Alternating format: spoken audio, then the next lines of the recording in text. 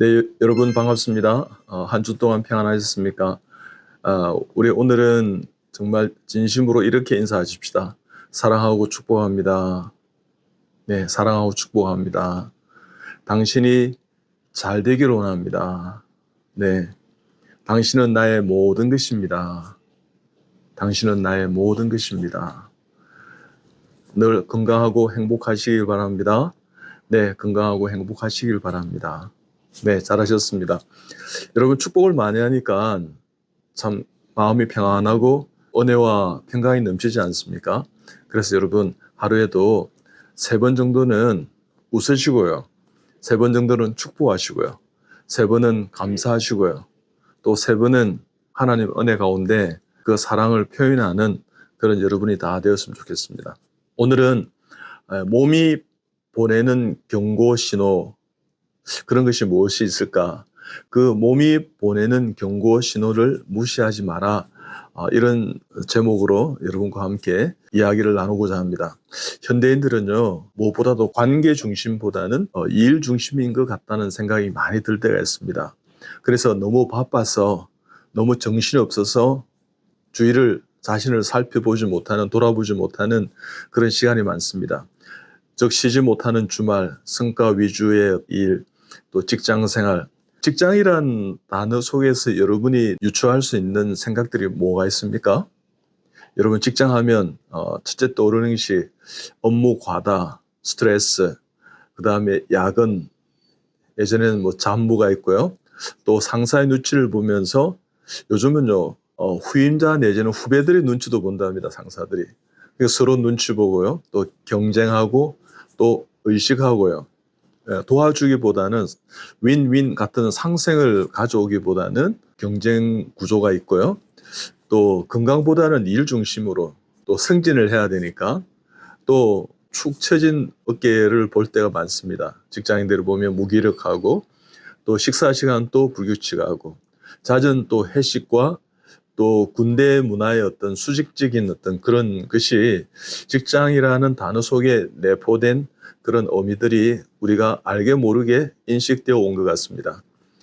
그래서 OECD 국가 중에서요, 선진국 중에서 한국이 이렇게 업무량이 시간이 가장 긴 나라 중에 하나라고들 이야기합니다. 그래서 대한민국은 일 많이 하는 나라, 그래서 우리가 정말 전후에 빠른 시간 가운데 경제 8위, 11위 대국으로 진입했는지도 모릅니다. 그런 좋은 점, 유익한 점, 장점도 있었지만 그에 못지않는 우리의 어떤 스트레스, 인간성을 돌아보지 못하고요. 우리가 정신없이 달려온 그런 모든 상황 가운데 이 암도 포함되어 있다고 저는 생각합니다. 그래서 이런 자기 발전의 개발을 위해서 있어야 되는데 또 퀄리티 오브 라이프, 삶의 질이 보람이 되고요. 그 다음에 사명을 느끼게 되고 정말 일을 함으로 인해서 감사한 그런 것이 얼마나 중요합니까? 한 50대 후반이나 60대에서 이제 정년을 하시게 되면 아침에 일어나면 한 3개월은 참 좋다고 그래요. 쉬는 게. 야, 직장 안 가서 너무 좋다 이러는데 근데 3개월이 좀 지나다 보면 야, 내가 어디에 출근을 해야 되지? 내가 어디 가야 되지?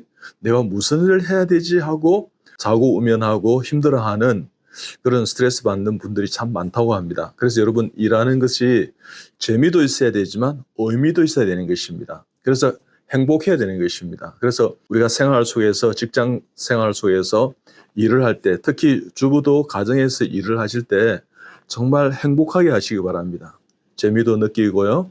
또 의미도 있고요. 그래서 그와 같은 어떤 균형을 가지게 되면 충분한 휴식 시간도 취미 생활도 가족과 함께 보내는 시간도 이렇게 늘어날 때 우리는 직장 생활의 스트레스와 또한 가정에서 스트레스, 어떤 일로 오는 스트레스를 잘 극복할 수 있는 것입니다. 그럴 때 그 스트레스를 극복하는 게 우리가 과로할 때 그 스트레스와 피로를 푸는 가장 좋은 것 중에 하나는 바로 운동과 잠이라고 수면이라고 할 수 있습니다. 그것을 조화롭게 하는 거예요. 그래서 주말에는 좀 휴식을 취하고 여유의 여가 시간을 갖고 뭐 그렇게 하면 참 좋은데 대개의 직장인들, 우리 현대인들은 보면 시간이 난다 그러면 첫째는요, TV를 많이 봅니다. 인터넷을 많이 합니다. 그다음 스마트폰을 많이 봅니다. 많이 웃지를 못했기 때문에 코미디 프로라든지 몰아서 있지 않습니까? 토요일 날 주말에 이렇게 보는 경우가 있습니다. 그리고 어떤 분은 그냥 멍하니 멍 때리기 한다 이런 이야기도 하고요. 그 다음에 넷플릭스라든지 여러 가지 영화라든지 인터넷에 떠다니는 여러 가지 우리가 시청해야 될 것, 또 하고 싶은 것, TV를 시청한다든지 뭐 이런 것도 있습니다. 그리고 어떤 분들은요, 주말에 몰아서 나는 잠을 좀 한 3시간, 4시간 잡니다. 이런 분도 계십니다.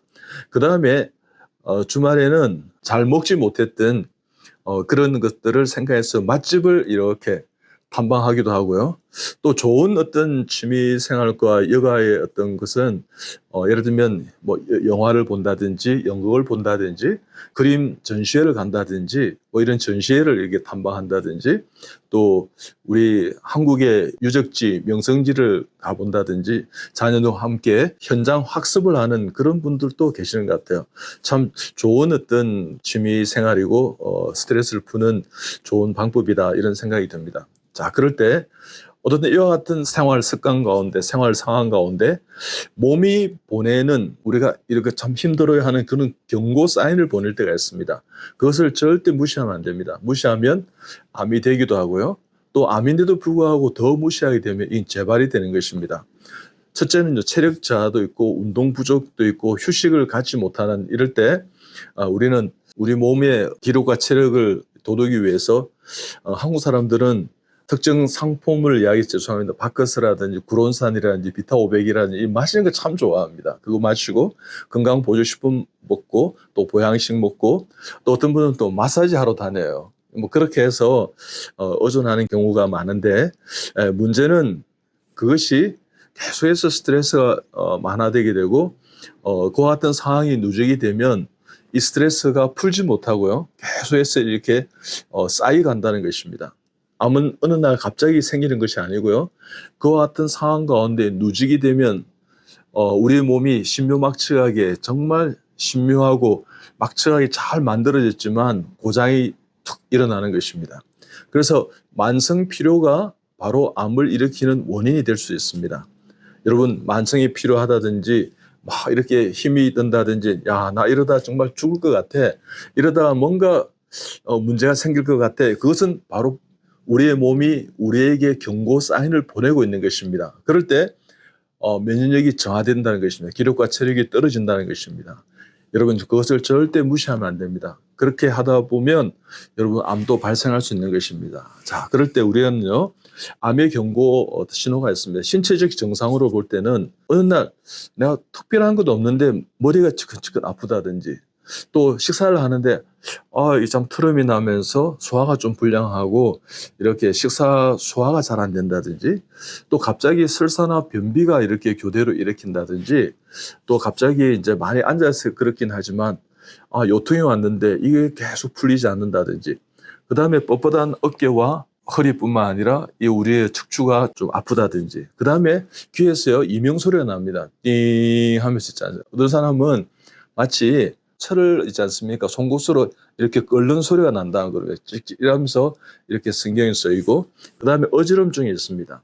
그 다음에 자기도 모르게 식은 땀이 난다든지 손발 떨림이 있다든지 이렇게 가슴이 두근거린다든지 불면이 있다든지 체중 저하가 생긴다든지 또 입맛이 떨어져서요.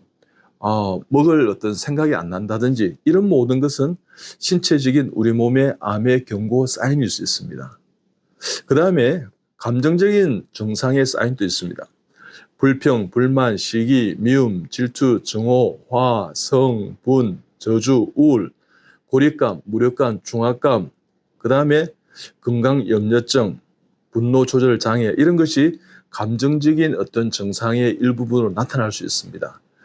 그 다음에 세 번째 행동의 증상으로서는요.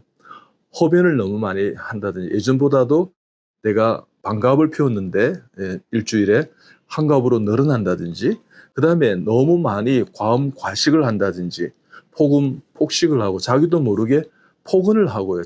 아래 사람에게 그 다음에 욱하고요.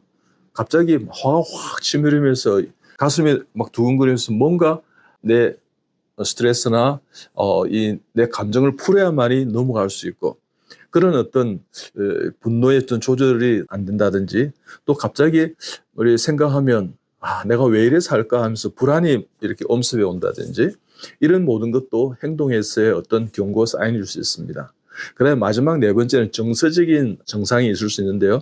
집중력이 저하된다든지, 판단력이 저하된다든지, 결정력 장애 같은 우유부단한 성격이 이러도 못하고 저러도 못하고 자꾸만 그것 때문에 스트레스가 된다든지, 그 다음에 깜빡깜빡 기억력이 감퇴가 된다든지, 그 다음에 걱정이 갑자기 특별한 어떤 사건과 사고는 아닌데 걱정이 불안이 이렇게 엄습해 오고 밀려온다든지요. 그 다음에 이게 참 중요한 것인데요. 도피 욕구가 있습니다.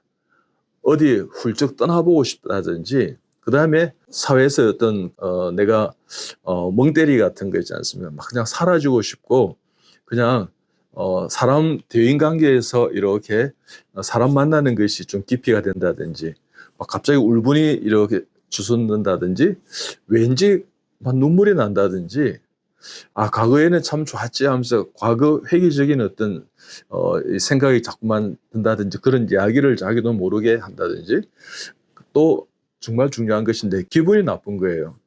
모든 것이지 않습니까? 버스를 타도 기분 나쁘고, 지하철을 타도 이상한 사람 보면 기분 나쁘고, 또 이 지하철 내려서 계단을 오르면서요, 뭔가 좀 이렇게 비정상적인 것이 빚어지면 나도 모르게 예전에는 그냥 뭐 그럴 수도 있지 하고 넘어가는데, 그것이 이상하게 부담스럽다는 것입니다. 이런 것은요, 우리 몸의 정상으로 보내는 다른 어떤 신호일 수 있습니다. 이럴 때 이런 것을 잘 여러분 생각해서, 그런 것이 너무 과중하게 지나치게 많다 그러면 조절해 가는 것입니다. 그것을 가라앉히는 것입니다. 그러면 그와 같은 대책은 우리가 어떻게 치료를 할 수 있느냐 그러면, 우리 몸은요 20대에서 한 25세가 되면 노화하기 시작합니다. 30대가 되면 약해지기 시작합니다. 그때는 청년인데요. 요즘 세계보건기구에서 65세까지를 청년이라 이렇게 이야기를 한답니다. 그렇게 이야기를 할 수 있는데, 우리가 수명이 너무 이제 오래 사니까 100세 산다고 생각, 100세 시대이니까 그렇게 이야기를 하는데, 어떻든 우리의 몸은 그렇게 조금 노화가 되어가고 이렇게 감퇴가 되어가고 약해지기 시작하는 것입니다. 그럴 때 노동과 휴식의 조화가 참 필요합니다. 증상이 지속적으로 되면 우리 몸은 면역력이 떨어지게 되어 있습니다. 면역이 떨어지면 면역과 암은 상관관계가 있습니다. 면역이 떨어지면 상대적으로 암은 발현합니다. 그래서 면역이 항상 증가하고 있는 그런 상황을 유지하면서 우리 몸을 이렇게 가져갈 필요가 있습니다. 그럴 때 첫째는요, 과로를 해결하라는 것입니다.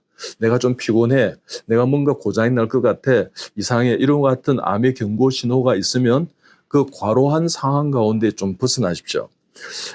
암이라 했을 때 제가 암 환자들에게 이제 어디까지 암이다 그러면 이 업무를 이제 일을 놓을까요? 이렇게 하는데 제가 그러지 말라고 그럽니다. 계속 하시되, 되게 한 100%를 했다 그러면, 스트레스의 100%가 있다면 한 반으로 줄여보시고, 반을 해도 내가 계속 스트레스가 있는 것 같아. 그럼 그 반의 반을 줄이는 것입니다. 그러니까 한 4분의 1 정도, 또 2분의 1 정도의 업무를 감당하는 것입니다.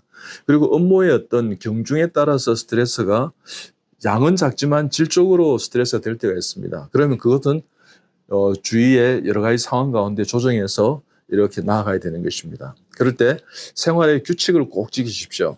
제대로 먹고 제대로 배설하고, 제대로 마음을 잘 다스려가고, 제대로 호흡을 하고, 제대로 잠을 잘 주무시고, 제대로 운동하는 그 일상의 그 면역력을 잘 유지해가는 거 참 중요합니다. 그러니까 자기 패턴이 있다는 것입니다. 자기의 하루의 일과의 일상의 패턴을 되도록이면 많이 벗어나지 마시기 바랍니다. 그 안에서 건강함을, 조화로움을, 그 안에서의 어떤 감사함을, 그 안에서의 은혜를 찾으십시오. 그래서 생활 속에서 교감신경 우위의 상황을 만들지 않고 부교감신경 우위의 상황을 만드는 것입니다. 즉 교감신경의 우위의 상황은 스트레스가 많이 받은 상황입니다. 그렇기 때문에 부교감신경의 우위의 상황을 만들어 가진 것입니다. 감정을 조절하고. 그렇게 되면 좀 늦잠이라든지 식사를 거르는 거, 과음을 좀 줄여가고요. 그다음 불규칙적인 생활을 다시 한번 돌아보고요. 긴장을 해소하고 갈등을 해소하고 잠, 운동, 식사를 조화롭게 잘하면 얼마든지 이 과로를 이겨낼 수 있습니다. 두 번째 중요한 것은 대화를 많이 하십시오. 여성들이 이렇게 한 8년 정도 오래 사는 것은 수다하다 이런 이야기가 있듯이요. 여러분 많은 사람과 대화를 하십시오. 동료와도, 부부 간에, 자녀와도, 또 어떻게 주위에 있는 친구와, 그 다음에 여러분 여러 참 지인들에게 통화를 한다든지 만난다든지 커피를 한잔 한다든지 이렇게 해서 자신의 내면에 있는 것을 끌어내어서 이렇게 이야기하고 나누는 시간을 가지면 스트레스를 줄일 수 있을 것입니다. 그래서 그와 같은 스트레스 해소하고 긴장을 완화하면 여러분 많이 웃게 됩니다. 또 기도하게 됩니다. 어떨 때는요, 하나님의 음성을 들으면서 이렇게 울기도 되겠죠. 그래서 여러분요, 스트레스를 줄일 수 있는 것 중에 하나가 대화하는 가운데 긍정적인 대화를 하십시오. 절대 뒷담화하거나 특히 한국 사람들은요, 정치에 관심이 많아서요, 여러 가지 정치 상황을 이렇게 화두를 잡아서 있지 않습니까? 대화하고 그렇게 하는데 되도록이면 그런 것을 줄이는 게 좋습니다.